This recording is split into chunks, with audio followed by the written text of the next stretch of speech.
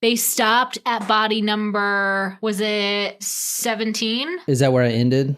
They stopped digging, and you ended it with saying how he was giving candy to the kids, and they were working in the store, and he was basically grooming them to trust him for years. Oh, because yeah. This candy store was behind the elementary school. Tell me, how many people have heard of this story before me? I mean, probably everyone. It's a big story. I mean, I definitely had heard the name Dean Corll. Yeah. And I knew that there was the Candyman, but there's also, isn't that a horror movie too? The Candyman? Yeah. But it's not related. No, I don't think so. You do not have to go back and listen before you watch this. If you're watching this right now and you haven't seen the Dean Corll thing, we'll kind of go through it. But I started at the very end where he was killed. Mama, I killed Dean he was killed by his accomplice, Wayne Henley. And I want you to also think about today, because we're going to talk about his role in the murders, and because he's trying to get out of prison right now, a compassionate release. And this is him right here. He's trying, this is from the Texas Observer right here. See, that's him now. Wayne Henley Jr., gray-haired 66-year-old, serving 6 life sentences. Yeah, I feel like if you have that many life sentences, you shouldn't get out in that lifetime. I don't know. I know, but in today's world, there are a lot of social media people, like TikTok especially, that will go to bat for these serial killers. Like the Menendez brothers, they were... But why? Can we go to bat for people that actually, haven't killed other people? Because people are dumb and they follow this sheep mentality. So if someone says, all right, well, Wayne Henley shouldn't be in prison because he was groomed at an early age and he wasn't even the killer. He was just, he had to do it because he was getting forced by Dean Corll. And then everyone, millions of people post this, like, why is Wayne Henley in prison? Da, da, da, da, da. And it just makes him seem innocent. It's the same thing with the Menendez brothers, which we haven't done. Yeah, but so everyone was calling for them to get released. But I'm going to show you right now. I mean, you're going to see this guy belongs where he's at. The other dude, David Brooks, the accomplice, which we're going to go into him too, he died in 2020 of the RFID. Yeah, COVID. RFID. Oh, shit. So anyway, you don't have to have listened to those. We started with Dean Corll getting killed by his accomplice. And then yesterday was a very exciting episode. It was the bodies in the boat shed. They found 8 bodies the first day in the boat shed. And then at the end, they pulled out 17. Although there are probably a lot more. They're probably still there. Because they stopped digging. That's good enough. We got what we need here. I mean, that's exactly what they did. And I'm going to kind of tell you why here in a second. I don't understand how you can justify that. I really don't. You can't. You can't. I mean, they should go back now and dig them up. Yeah, they should. They really should. But I'm going to kind of tell you their mindset. But this is what we talked about yesterday a little bit, all the bodies there. This is, there were 17 found. But as you see, they didn't look in all these spaces, right? Dean Corll was very efficient. So he lined them up like Tetris. So you can guarantee there's one here, 1 or 2 here, probably one here, one here. As you'll see, they just started throwing all the bones in the same bag, and they're like, they're probably this kid. Which is probably not what you're supposed to do. Anyway, so we're going to get started with today's episode. Somebody asked right before we signed off, literally I signed off, I was thinking about answering the question that, I think it was Amanda asked this. You remember I said there were, all the kids in there were between 11 and 13, but there was one exception. Yep. And it's not a good exception. Yeah. So she had asked, well, what's the exception? And I didn't mention that. So I put that in first. Okay. First, right here. And the exception there is, as I said, most of the boys found in the boat shed were early teens. However, they did come across one pair of muddy pants that were found in the dirt no longer than 1.5 feet. Oh, no. So a boy of the age of 9 or 10. All right. So a little younger than his typical victim. Yeah. In fact, this was Dean Corll's neighbor when he lived in an apartment building. As you'll see, Dean Corll moved around a lot until he finally ended up at his his dad's old place, right? So, and David Brooks would say, quote, "The youngest kid Dean killed was about 9. His daddy run a grocery across the street from where Dean was living. That's 9 years old." So, anyway, tell me what you think of Dean Corll so far. Tell me what you think of this story. Horrible human being. How's that? Well, I will say that the mother thinks differently. Well, it seems like he had a perception of being like a good, citizen. He's giving out free candy. Well, he was a good citizen. Yeah, I'm going to say the murders. Well, the murders are different, but if they are different, yes. As you'll see, the mother, Dean Corll's mother, which her name is Mary West, she, up until the day she died in 2010, has been trying to clear her son's name because she thinks her son was framed. She said her son is just misunderstood, and we're gonna talk about that because the mother is in denial.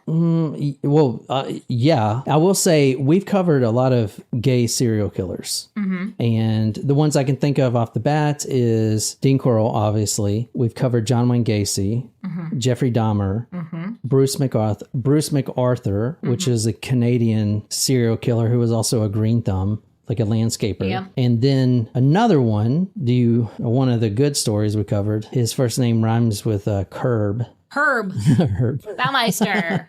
We covered him. He was a businessman. He owned a bunch of like 7-Eleven type stores. Was it 7-Eleven or no, it was like fabric stores, wasn't it? I think it was fabric I can't remember, stores. but I do remember he lived in a mansion and had a big pool.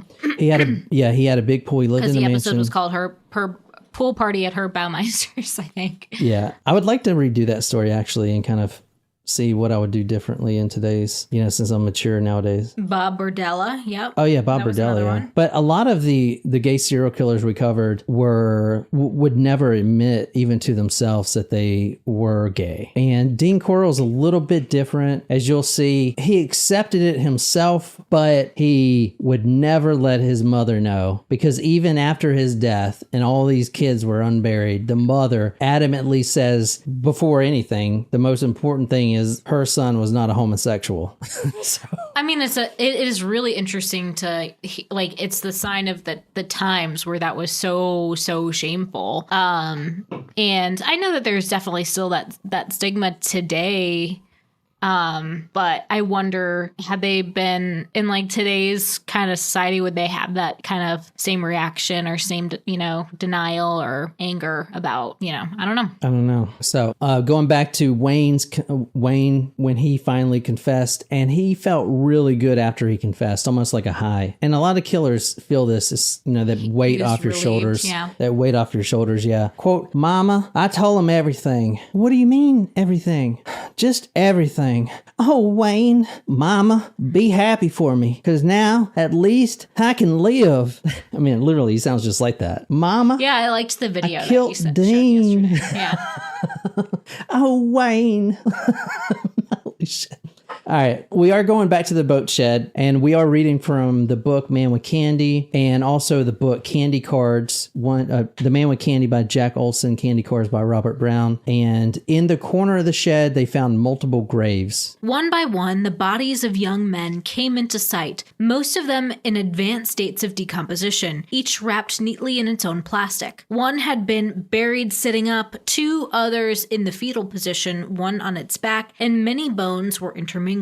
Detectives wearing surgical gloves knelt under the fire department floodlights and groped for bits of rotten flesh and crumbling bone, fighting nausea and hoping that they were not mixing up the final remains. Oof. Yeah, it's pretty bad, isn't it? Most of the bodies were found in the boat shed. We are going to go to the beach. A couple bodies were found at the beach. Now, 29 is the number. One's still unidentified, but there are most likely a lot more out there. Oh, yeah. Because definitely, as you'll see, even before he met Wayne Henley, he was digging in several different places. So, and we'll talk about that.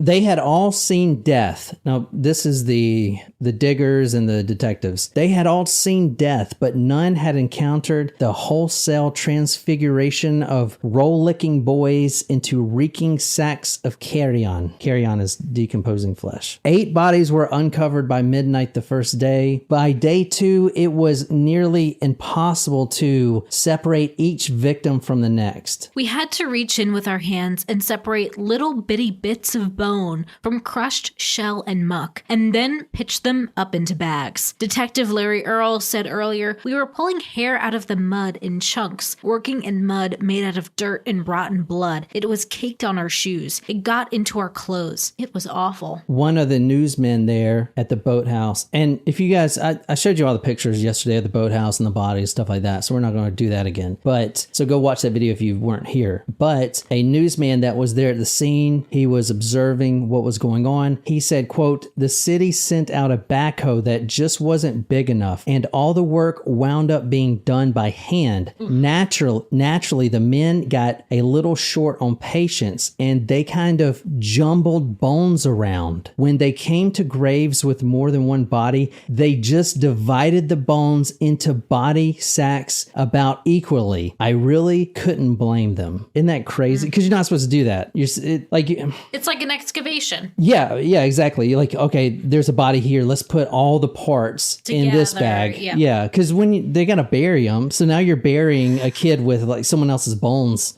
in it. You know, but given the fact that they also just stopped at a certain point, kind of doesn't surprise me that they were willing to be that careless. There's a couple motivations why they stopped. One of the reasons is because of the terrible odor and the conditions of which they were working in. Mm-hmm. There was no ventilation, really. It was a boat shed. They only had that one door. They should have knocked the other wall out. I don't know why they didn't. Yeah, true. I mean, it's definitely a big enough crime scene. I know, exactly. And I mean, that's just a boat shed. That's just a what do you call it? Like a sheet metal, I would imagine, on the back. You just knock it out and then staple another piece on there. It would have made things a lot better. Yeah. You know, I mean, but they didn't. So that was another reason they stopped. But there was another big reason they stopped as well. And that was because they were getting close to reaching a number of another killer who was the most prolific in Houston at the time, and they did not want to surpass that number because that would be terrible. So they literally stopped. Oh, that killer's name is Juan Corona. I haven't done a story, but I just know he killed 25. I believe I saw 25. Yeah, so they didn't want to pass that number, and they knew they didn't want to be known as having the most prolific serial killer in Texas. Well, also I mean, let's be honest. Like, all these boys went missing. And if you go back into the police records, they were all just like, they're runaways. You know, they're probably just kids. I mean, but these were 11-year-olds. Yeah, that's really young. You know, and they all ran away, or they all disappeared from the exact same community, the Heights, which is why have such a high concentration of runaways in that one area. Yeah, and why didn't the police, catch on? From the ages of 11 to 13 years old. But when they go back to the statements, it's all like, your son's he'll be back next summer, I promise. Yeah. Now, not every cop is like that, but the thinking in this department was kind of geared towards that way. On day 2, 17 bodies had been unearthed, although there were probably still a lot more in the shed, probably 1 or 2 more in the shed, and probably a lot more outside, especially at the beach. We're going to visit the beach and stuff like that. And they actually used the backhoe in several different spots. So they were lined up. But then they would go 2 blocks down, there'd be some more. And then one place about 50 miles up in a forest, they found some bodies too. Dean Corll, his background, I'm going to kind of run through this kind of quick, but he was born Christmas Eve 1939 in Waynedale, Indiana, which is right outside of Fort Wayne, or it's actually a part of Fort Wayne, the military base, Fort Wayne. His parents, their marriage was pretty stormy, pretty turbulent, but there was no violence. The mother is very adamant, and she kind of says this braggingly, that there was no violence in any of her 5 marriages. There have been no violence. So you see what I did there? Not that it's bad that she's married 5 times, but she did get married 5 times. That's probably no violence. I mean, hey, spousal abuse is prominent. So I guess, that's pretty good odds. Dean was the oldest of 2, and they grew up on a farm. So I did too, but I'm not a serial killer. From Dean's mother, Mary West, from the time he was little, he never went any place to see see anybody else. If the kids would come to our place, he'd be nice to them and he'd play with them, but he'd never go to their house seeking them out. I might have had something to do with a birthday party when he was about 6. He had his feelings hurt because he was so little and didn't get a prize. I thought that bothered him, so whenever birthday parties would come up, I wouldn't make him go. You would never hear him say, "Could I go to so-and-so's to play?" Stanley was always out running with the other kids, but Dean would stay home. Yeah, Wolfie, I didn't mention that on purpose, but I can't get anything past you. She said she was married twice to Arnold, the father, and that is true. They try to make things work. She actually did that twice with another man too. So I can't get anything past you guys, man. You guys are too good. Like any small detail that you're like, oh, I can skip this. No, I wasn't going to skip it. All right, I'm going to be honest. I kind of wanted to make it seem like she was worse than she was. Married 5 times, which she was. She was married 5 times, but she also remarried the same guy. Twice. Twice. But two different men twice. Yes. Interesting. From what I've seen. I don't know. I didn't keep track of all of her marriages. Don't shut up, Wolfie. It's good. No, dude, I like that. I just need to know that I can't get anything past you. And I had the same, Wolfie and Tram both did the one Corona. That's what it, instead of my Sharona, that's exactly what it is. Oh, I was wondering what the hell you were talking about.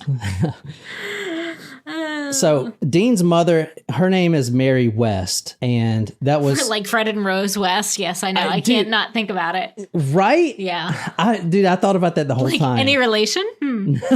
No. At 7 years old, Dean Corll suffered rheumatic fever, and a lot of killers do have some kind of childhood sickness like this, and it kind of did affect him. Not only that, he was discovered with a heart murmur, and that made him not be able to exercise or partake in any physical activity. He couldn't even play baseball. He couldn't do anything. Okay. He couldn't do anything strenuous at all, even like swimming, going to the beach. He was left out of a lot of things. Well, yes and no. He was left out, but he didn't really mind. He was a loner, as you're going to see, and he wasn't bullied or anything, and he was attractive. Like, he had a lot of women suitors, but he just rather have been alone, and that suited him. So he wasn't really too upset when he found out that he couldn't run and play with the other kids, because he wasn't doing that anyway. Okay.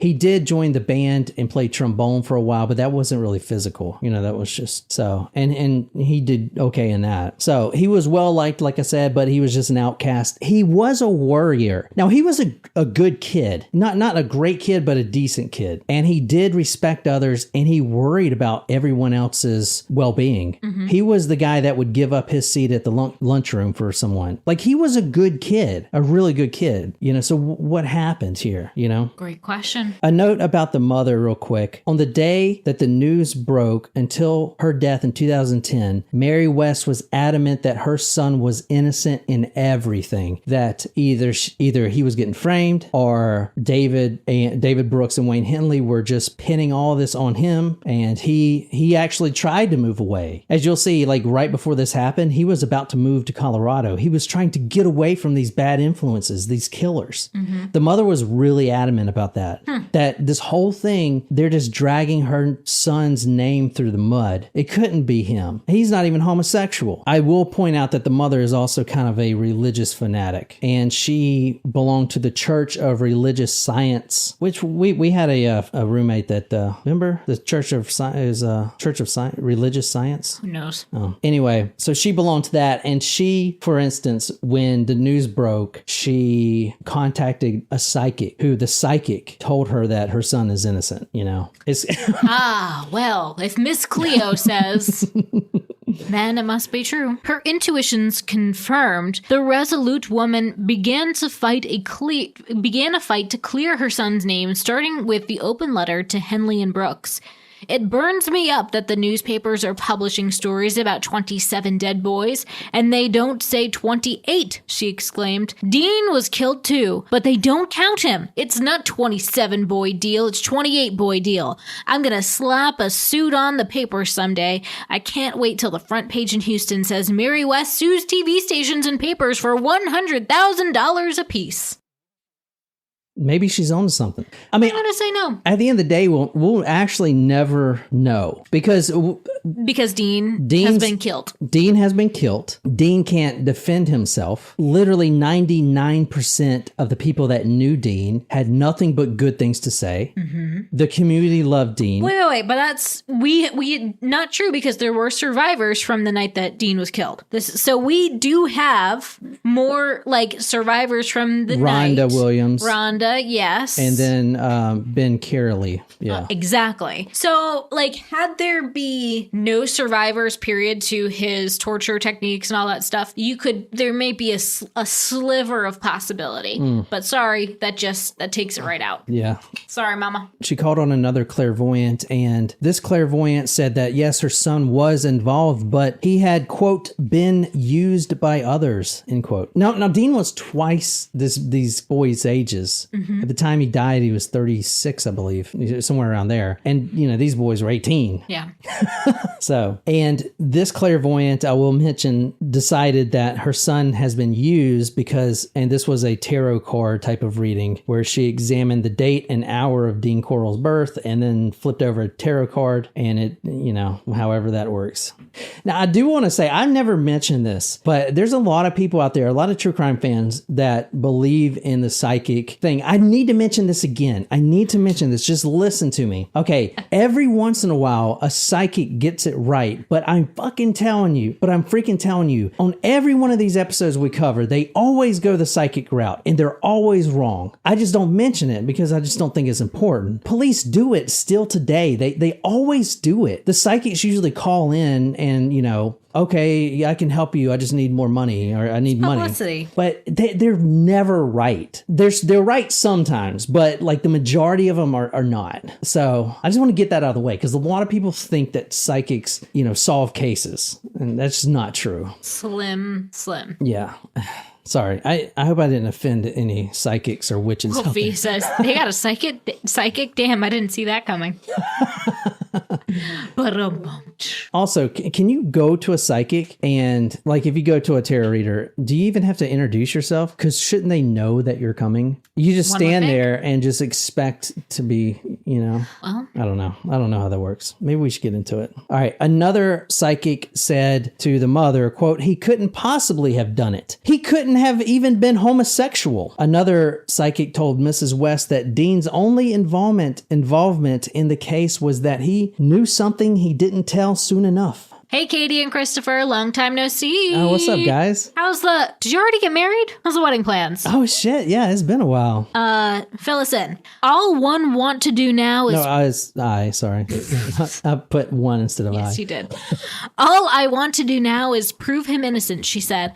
I don't even care if they get me. It doesn't mean that much. I'm not afraid to die. If people knew the whole story of Dean's life, they would be absolutely sure that Dean is no killer. Maybe she's on to something. Again, no.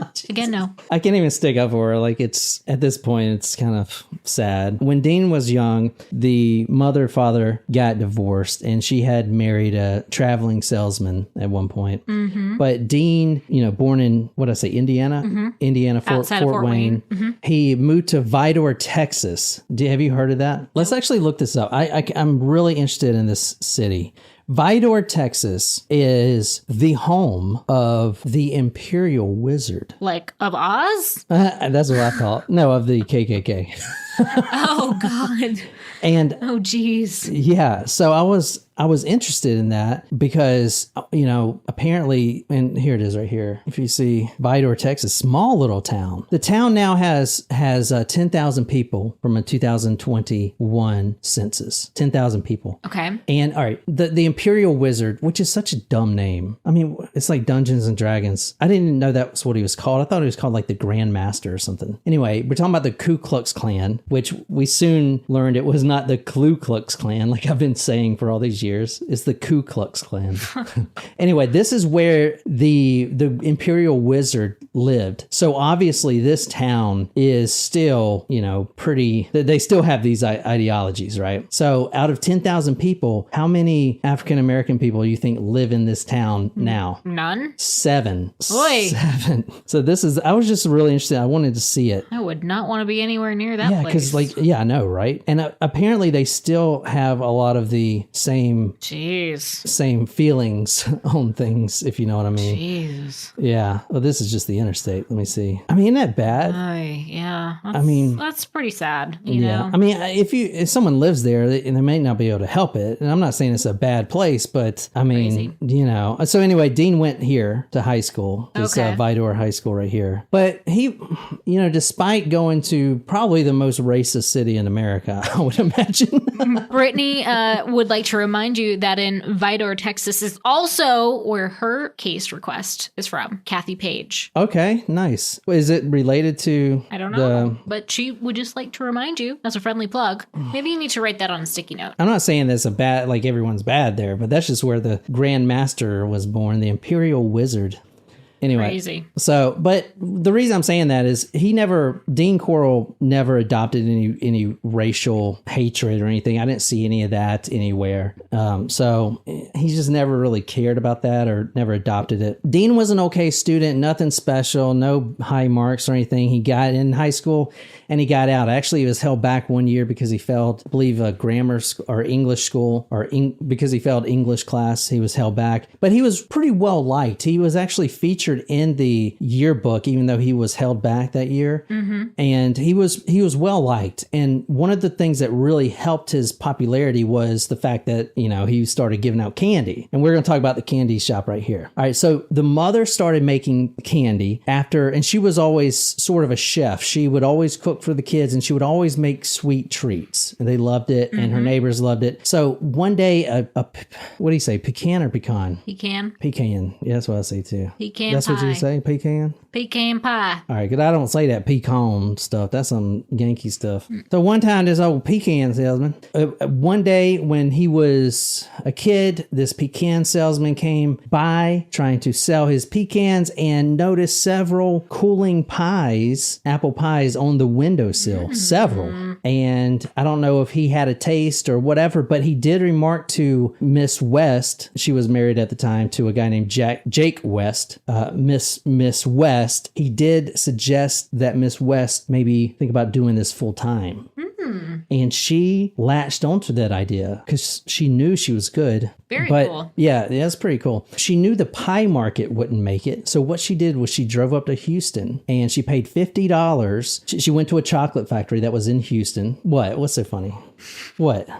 Shram said, has anyone had or made potato candy? Looks deceptive. And Daniel's response was, isn't that what Russians call vodka? That's awesome. Oh, dude, I have a great Russian episode, if y'all heard it. We have a few Russian episodes. The Stas replay case. There's quite a few good ones. Yeah. You remember the live streamer? Is that, the trash streamer. That one pissed you off, especially at the very end. Yeah. So that one, you guys can listen to that one. What do you guys like, man? Do you guys like these serial killer ones, or what do you guys want to hear? I like that we have like kind of different kinds of stuff. I like that it's not just serial killers, Mary West, the mother, drives to Houston, Texas. She visits a candy shop that I don't think was no longer in business when she started her own, and probably the reason they sold her the candy recipe anyway. But she paid them $50 for a praline recipe. What's a praline? Isn't it like a candy sugar coated nut? Is it a pecan actually? Oh no, I thought it was like a cherry. No. Let's look it up. And this shit is gonna make me want some chocolate, man. Yeah, y'all are making me hungry. Who? They're talking about caramelized, sugar heated, combined with a roasted nut combination. Oh man, dude, these look great. Usually almonds, pecans, hazelnuts, and sugar. Wait, you said almonds? Almonds, pecans, hazelnuts. See, no one makes fun of when you say things wrong. It's almonds? Almonds. Almonds? Almonds? You said almonds. Yeah. It's almonds. Whatever, dude. I ain't gotta press you. Correct. All right, so if anyone can... All right, I've been looking for this. I would, if you're a true crime collector, you should as well. But we've been watching American Pickers, and I want one of those Corll Candy Company signs. I know they're out there somewhere, or like a flyer or something. Yeah, how cool would that be? But I will say that wasn't the first name of the company. Okay, so if you're a real true crime, what was the name of the candy company before it was Corll Candy? It was called Pecan Prince. Oh, so if you find a flyer or a sign that says Pecan Prince, Prince. Grab that shit up. Yeah. Well, hey, it's not too far from some of our listeners, so. I know. Dude, if someone can find me, all right, I'm going to be honest. If someone can find me an actual signage used or something and is real from the Candy Corll company, I'll buy it, at a good price, literally, because I want it. Just like I had that freaking the skateboard with the dude's head right there. Yeah, John will just say, buy this for me as a present, and I will. I know. I have a lot of cool true crime things, rare things. She drives to Houston and she gets a praline recipe. I remember the machines coming in, a high school friend said, and putting them in the garage for separating and cracking different size pecans, shaking them, cleaning them, all by machine. And Dean kept those machines running, wrapped the candy in boxes, and delivered them. That's one reason he didn't have a whole lot of social life. He was busy all the time. Like I said, he wasn't hated, and he was a really nice kid. He would do anything for you. He would give you his shirt off his back. You know that saying? He would literally do anything. And not only that, he brought all these kids candy. Every day in school, he would bring everyone candy, free candy, I mean, he was a great kid. Everyone loved him. The mother trademarked the name Pecan Prince Candies, and that's what they went with at first. But that's kind of a closed market. I mean, now you're only just pecans, pecans, what I'm saying? Gotta broaden it. Yeah. But initially, this worked out great because the husband at the time, Jake West, was a traveling clock salesman, like door to door, hey, Miss whoever, would you like to see my clock? I have a big clock. So as a traveling salesman, he could bring these candies with him and say, here's some candy for your clock. Here's some candy. Would you like to buy some candy? So it worked out really well. However, the mother, just like her other marriages, there was a confliction of ideas, is what she would say. The marriages never were violent, but they just never got along. She never married the right person. They always had these different ideas on how to, like, for instance, raise kids and stuff like that. Like Arnold, the real father, was strict. He wouldn't beat the kids, but he was real strict. And the mother was, no, he's fine, kind of laughing when they do something instead of scolding them. So at this point, the mother and the husband, there's some tension brewing here. Plus, Dean Corll hated the stepfather, which happens a lot. So there was some tension brewing. Now, this candy company is getting pretty popular and pretty big. They're pretty successful right off the bat. So eventually, the husband would, quit his job, and everyone's working at the candy company full time because they're making good money. I mean, it was a success right off the bat. Now, when Dean turned 18 years old, he was eligible for the draft, and he was drafted into the Army. However, he was let go at 11 months in, not because of anything bad, but that's because and I've seen this before when I was in the Army too, and it happens usually in basic training. And basic training, I believe, is 6 months, 3 months. I don't know, 6 or 3 months. And then you go to this thing called advanced individual training, which he was going to be a radio operator. So that's where he was at most likely when he got the notice that he was getting kicked out of the military. Honorably, but just because the family needed him back at the candy shop, which I've seen that happen before, like a family business, and you would be in basic with one guy and then he would get ripped out and be like, oh, you're needed back home for this, that, and the other, or a family death or something, and they just end the contract. So that's what happened. Okay. So he was only in the Army for literally 10 to 11 months. Okay. And the mother actually did that. She actually goes to the Red Cross and requests him, because at that point, Dean, his life was candy. And not only that, he was a one-man shop. He was the Candy Corll company. He knew everything, because, I mean, this was when he was a kid when they started it, when he was like 10. And now he's 18 and he's been doing this for this long. It's all he knows. And he was so efficient. He could do every task, and he knew the secret recipes like by heart. He was the candy company. And not only that, he was the one that made it real popular, because he's the guy that would spread all the broken candy to the kids. And, they'll bring the candy home. Well, where'd you get that? It's freaking delicious. Oh, the Corll Candy Company, Dean. So that's a great marketing technique, literally. So he was the business. So they pulled him right out of the Army. Interesting. Yeah. But, however, and we're going to get back to some murder here in a second, but however, something very interesting did happen in the short time he was in the military. Do you want to take a guess what that was? What? You want to take a guess? No. He always knew that he was gay. Okay. And it never affected him like it did Jeffrey Dahmer. Like Jeffrey Dahmer goes on a 2-year hiatus this where he's like, I'm not gay, I'm straight type of thing. I'm just not going to have sex with anyone. Like, it really affected him at a personal religious level. Dean Corll, on the other hand, he didn't accept it, but the only reason it took him until the army to actually come out was because of the mother. The mother, even now, says adamantly, above all, my son's not a homosexual. So, you know. Over being a serial killer. Yeah, she's more concerned about that. It's crazy. That was crazy. Yeah. But his first gay experience happened in the military. Now, no one knows what it is, but it is believed that that's when whatever happened. And that's when he finally kind of came out. But he never really came out, you know, because the mother. Right. Does that make sense? Yeah. Years later, a close friend, and he's the one that made the theory about him coming out in the army, quote, he told me that that's where it started. And I'm reading this verbatim, exactly how it's written. Okay. A friend said, quote, he told me that's where it started when, you know, the first time he ever turned to a fag, really. I guess that's the only way I can say it. And ever since then, I guess it just got worse and worse and worse. So you see kind of the way they talked about the homosexuals at the time. So sorry, I didn't mean to offend anyone. That's not my intention. It was more of trying to show you how people thought of the gay population. Now, he came back and he wasn't a part of the homosexual community, which did exist. He did go to bathhouses at some point, but he would complain that they were dirty, so he just kind of stayed away from them. There is a guy that did a radio interview after he was killed that came out, and he didn't give his name, just that his name was Guy.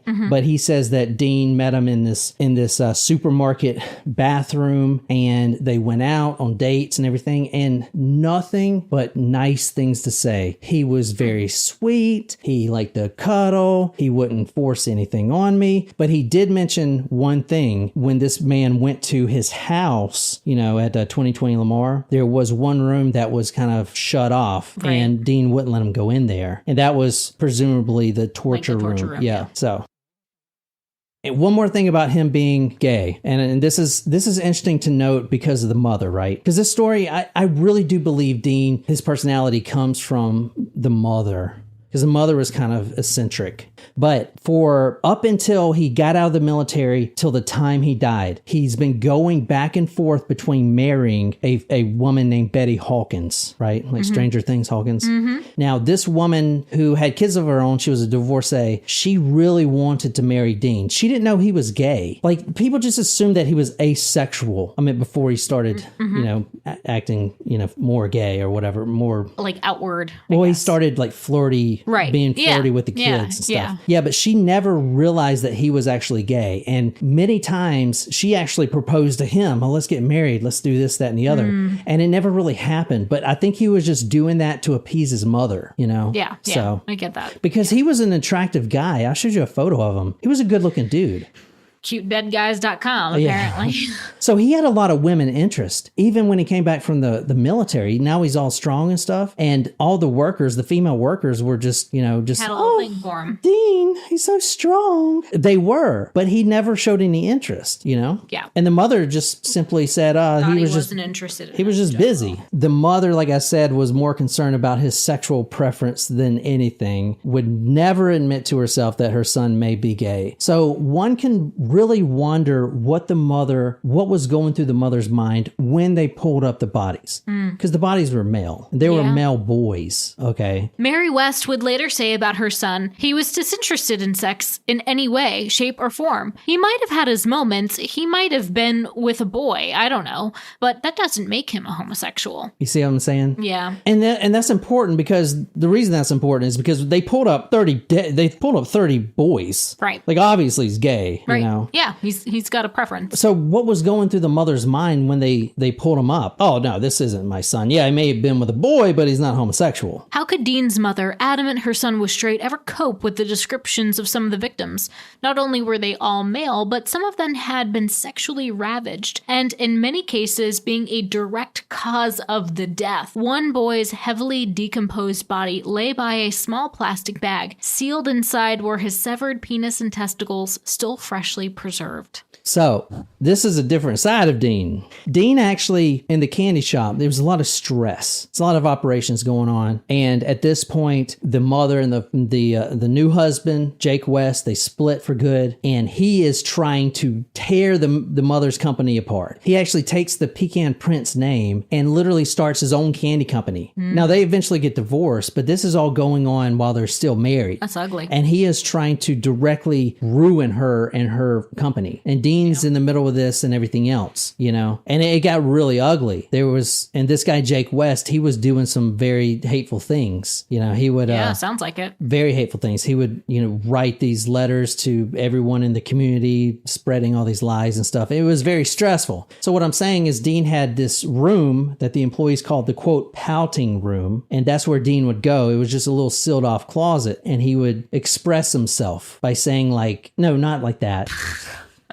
What else am I supposed to think? Shit. Some candy, some wine, a janitor's closet. I mean... He would go in there and just let it all blow up. Let it all... He would just go and blow his top all over the walls, and it was all sticky. Stop it! He would go in there and just scream at the top of his lungs, and everyone could hear him. That's why they call it the pouting room. And he kind of pretended no one could hear him. But he would just go in there and break things, and just... That was his way of... So what I'm trying to say is he had a temper problem. Yeah, okay. And especially with the stress. So, taking those two things together, and what Nicole just read, where they literally uncovered a boy's body. Next to the body was a plastic bag containing this boy's penis and testicles. Okay. And then she also read that Dean Corll, this wasn't after death. This wasn't a Jeffrey Dahmer, let me make a shrine of his penis. This is how he expressed himself through torture. Okay. Okay. If you want to believe he was involved in all this. I do. Yes. Because again, we have some living survivors of his torture. Yeah, that's true. So, as I said, 17 came out of the boat shed. One more quick thing about the operation being shut down for good. And this is one of the reasons, right? I mean, now you're finding balls and penises in bags. I mean, you're like, let's just call it. I'm done. I mean, can't do again, though, you're still not bringing justice to the rest of the families who may have had children as victims. But think about it. This is the exact same as remember Dorothy Hilligeist, the one we talked about yesterday? He went to the pool. Yep. Her son goes to the pool. She goes to the police. Oh, he's a runaway. No, I know. It's not right. It's the same attitude. Yeah. It's whatever. I get the attitude. I'm not saying it's the wrong attitude. No, I know. But when you're pulling out penises and bags, eventually the lieutenant's that's part of the fucking job. I'm just saying, man. I'm just saying. Like, sometimes you got to do hard things in your job. It's like part of it, you know? Yeah. The operation was shut down for good to the chagrin of at least one officer. Just wasn't done right, he said. We waited out there all day for good equipment, but the city of Houston is so slow. We should have gone down about 6 feet and taken every bit of dirt out, but we couldn't do it by hand, so we just gave up. There's still bodies in that shed, I'm sure of it. Go back to the one you just read about the penis found in the bag. Okay. Now, none of the victims, this might blow your mind, none of the victims that Dean has killed had any stab wounds inflicted on them. Let me put it simply. Dean Corll never had or used a knife in anything. You're finding a boy's severed penis and balls in a bag. How did they get there? No boys were stabbed. No boys were cut. And this has happened to multiple victims. Most of them were tied with a Venetian blind. That's just to kill them if they're not dead already from having their penises cut off. I shouldn't say cut. In fact, the next body that was pulled out right after that said the following. The boy's penis was, quote, gnawed nearly in two, end quote. Gnawed. Stop! I mean, I'm just saying. Okay, I get it. That's fucking terrible. Yeah. Welcome to Talk Murder to me. Several of them were shot. Their hands were tied behind their backs if they didn't die from the torture. One had a, quote, caved in chest, end quote. And that was from him being kicked to death. This was an 11-year-old boy kicked to death. Oh my God. Kicked to death. I like to kick someone to death. I mean, holy shit. Like, that is crazy, right? To kick somebody to death. That's hard to kill someone like that, kicking them to death. Yeah. You know? Yeah, it's bad. One body was still intact, wearing a striped swimsuit, undershorts, and black cowboy boots. This was David Hilligeist. So going back to the candy shop, it was thriving at this point. They partnered with this girl named Ruby Jenkins and her husband, and she's known as the Candy Apple Lady. He was a regular Pied Piper, Ruby Jenkins said, laughing. Everybody told him to stop, but he wouldn't stop. The principal even called and said, please don't encourage the kids. They're crossing the street to get the candy, and they're just little bitty kids. The parents are complaining, but Dean still give it out. So we talked about like these kids. These are the kids that he would fill their pockets with when he was, working at the candy company, and they were in elementary school, and now they're under the boat shed. So Dean loved kids. I never saw a man that loved kids like Dean. They were always around him, hugging on him, and he just loved it. Now things were going good with the candy company until the ex-husband started doing his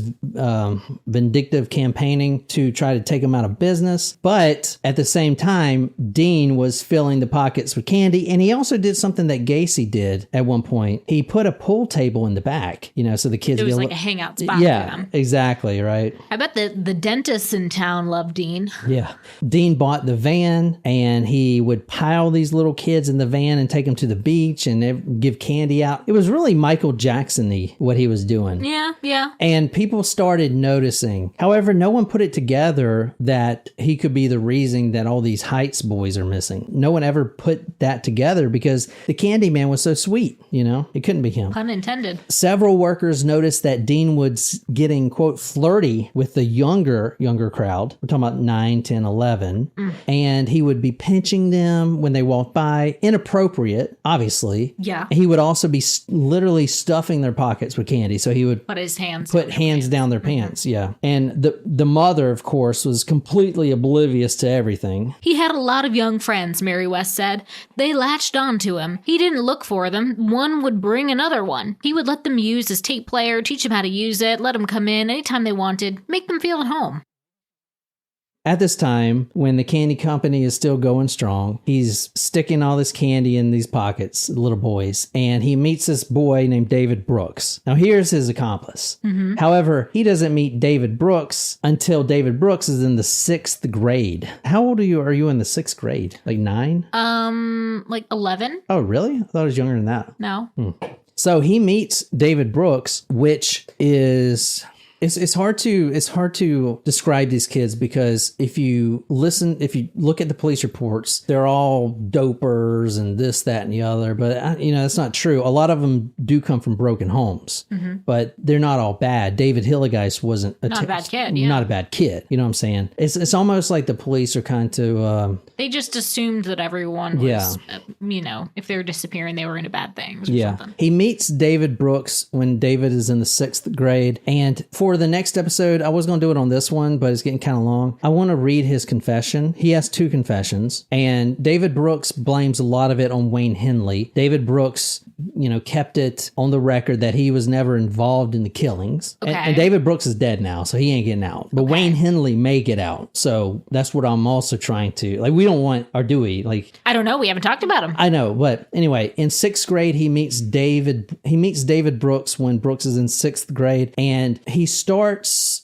coming on to Brooks, and Brooks doesn't really understand everything that's happening, but he does understand cold hard cash. And even though it's $5 to $10, it's paying him not to do anything to Dean, but to give David Brooks something. So he is performing oral sex on these kids. And it's very important because Dean never asked anyone to do things to him. He's always doing things to someone. So he is paying, like he would pay David Brooks $5 to $10 to have, quote, oral sodomy with him. That's what he called it, oral sodomy. With someone else? No, with David Brooks. Okay. Yeah. So he would, when they first met, he would pay him $5. Here, just let me, suck you or whatever. And he didn't really understand what that meant. He was in the 6th grade. You know what I'm saying? Okay. So he's just like, okay, $5 is $5. He liked oral sex, the boy said, and he'd pay boys to come over and let him do it to them. That was his sex life. There were some boys that were involved with him for a long time. They kept coming back for more, and he kept paying them. But every once in a while, he'd take a kid by force, and he'd do oral sex and rectal sex and all kinds of things, and he'd wind up killing him. That's important because... So he would lose control. Boom. That's the point. He would lose control. So I know, right?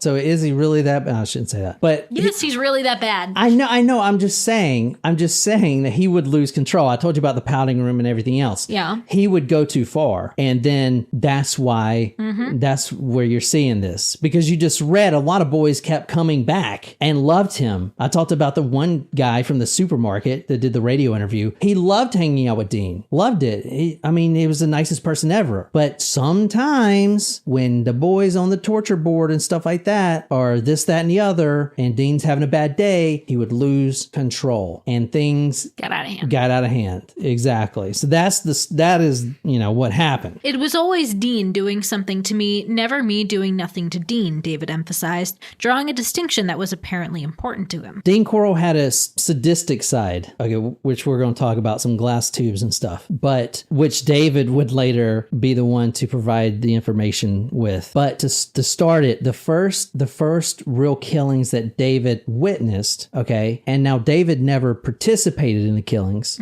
I think we read last time how Wayne choked the victims, or maybe not, but it's really hard to kill someone choking them, even a kid. Okay, David never did that according to him. But one time, quote, I come home and Dean had two little old boys tied to a board in the living room. 1 second, David was also living with Dean at this point. David was the permanent roommate, basically. David didn't have a job. He was living off Dean. Dean was supporting David at this point. He moved out of his house and moved in with Dean. He was groomed, basically. Yeah. Yeah. So let me start over. Quote, I come home and Dean had two little old boys tied to a board in the living room, and they was all three of them naked, he said. Quote, Dean jumped up and said, I'm just having some fun.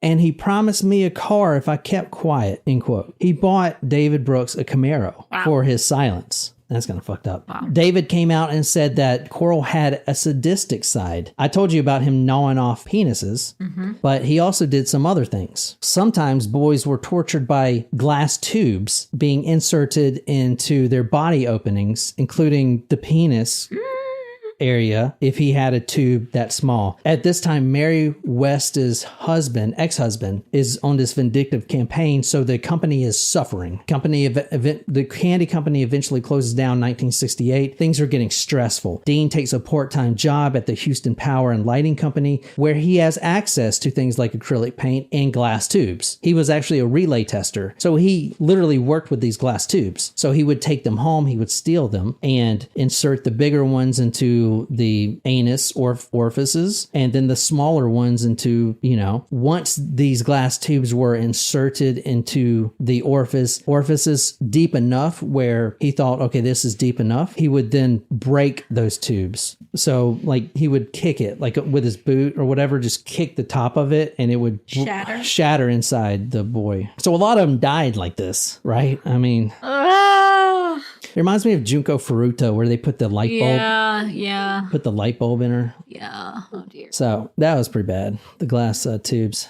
He also had this one thing that he loved to do is he would, these are boys, 10 to 12. He would like to pull the pubic hairs out one by one. And remember, he's not using a knife or tweezers or anything. He's using his mouth. He's doing all this.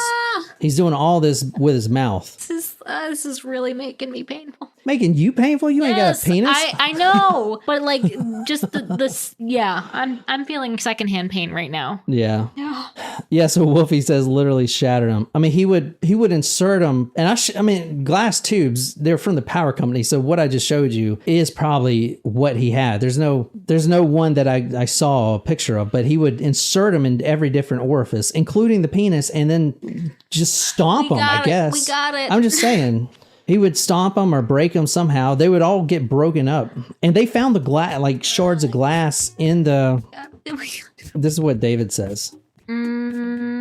Once they went on the board, they were as good as dead, the young man said. It was all over but the shouting and the crying. All right, so we'll be back in 2 hours. I'll set the video up now and release it, but it will have the countdown for 2 hours from now. All right. And this is before the unlisted Talkers Primos, because this is what you guys pay for. So we'll finish it up, I swear to God. All right. Sounds good. Yep. And so that is part, I don't know, fuck.